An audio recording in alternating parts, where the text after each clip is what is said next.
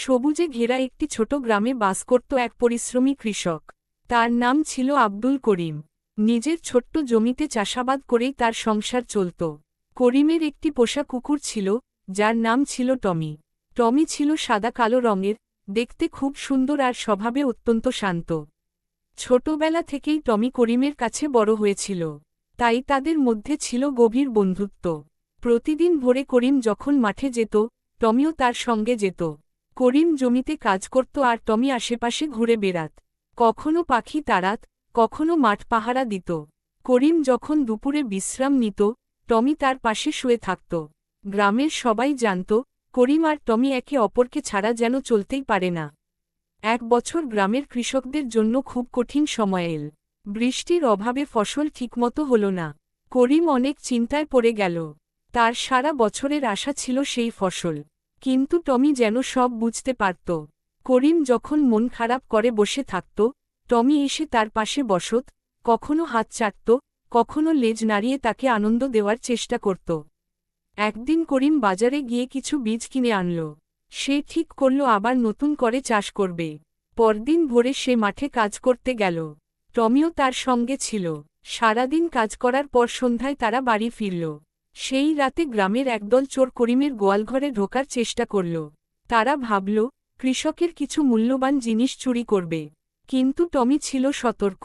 চোরদের শব্দ শুনেই সে জোরে জোরে ঘেউ ঘেউ শুরু করল। চোররা ভয় পেয়ে পালিয়ে যেতে চাইল। টমি তাদের পিছু নিল এবং এত জোরে ডাকতে লাগল যে করিম ঘুম থেকে জেগে উঠল। করিম বাইরে এসে সব বুঝতে পারল।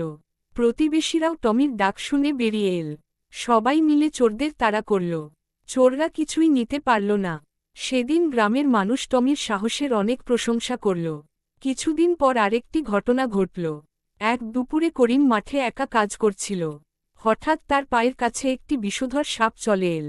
করিম সাপটি দেখতে পায়নি, কিন্তু টমি দেখতে পেয়েছিল। সে দ্রুত দৌড়ে এসে জোরে ঘেউ ঘেউ করতে লাগল। করিম অবাক হয়ে দাঁড়িয়ে গেল। তারপর সে সাপটিকে দেখতে পেল। টমির কারণে সে বিপদ থেকে বেঁচে গেল। করিম টমির মাথায় হাত বুলিয়ে বলল, তুই শুধু আমার কুকুর নোস, তুই আমার পরিবারের সদস্য। দিন গড়িয়ে মাস পেরিয়ে গেল। নতুন মৌসুমে করিমের জমিতে খুব ভালো ফসল হল। সোনালি ধানে মাঠ ভরে উঠল। করিমের মুখে আবার হাসি ফিরল।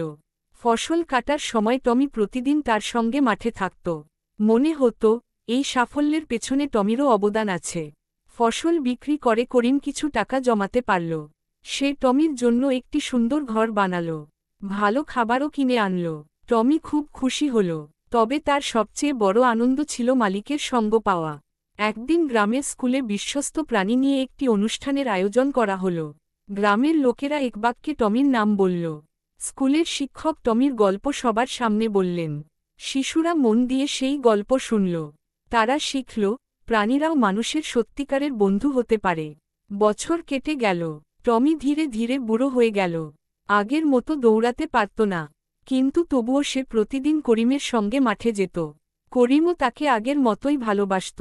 সে কখনো টমিকে অবহেলা করেনি। এক সন্ধ্যায় করিম মাঠের পাশে বসে সূর্যাস্ত দেখছিল। টমি তার পাশে শান্ত হয়ে বসেছিল। করিম আকাশের দিকে তাকিয়ে ভাবল, জীবনে অনেক কষ্ট এসেছে, অনেক সুখ এসেছে। কিন্তু সব সময় যে সঙ্গীটি তার পাশে ছিল, সে হল টমি। করিম টমির মাথায় হাত রেখে বলল, তুই আমার জীবনের সবচেয়ে বিশ্বস্ত বন্ধু। তোকে আমি কখনো ভুলব না। টমি লেজ নাড়ল, যেন সে মালিকের কথা বুঝতে পেরেছে।